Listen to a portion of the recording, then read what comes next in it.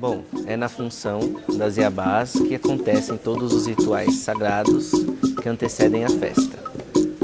E então para nós é importante porque é na função em que nós preparamos toda a casa para receber as nossas rainhas Iabás. Bom, todas as Iabás, elas representam tudo que é de mulher, né? As águas, a fertilidade, o amor, a vaidade, a riqueza. E para encerrar o ano, a gente pede sempre sabedoria e iluminação para as nossas Iabás. As Iabás, elas são as mães. Então elas trazem o amor, elas trazem a prosperidade, a saúde. Então a importância da festa das Iabás é para que nós possamos pedir às nossas mães que elas tragam tudo de bom na nossa vida, para que nós possamos fechar o ano com chave de ouro.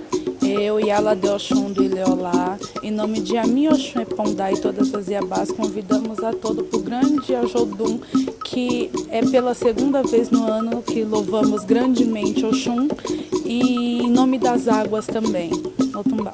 Convido a todos para o dia 19, na festa de Iepondá, de nosso Babaibé Pai Claudinho, e de todas as Iabás, dia 19, às 10 horas da noite. Conto com a presença de todos.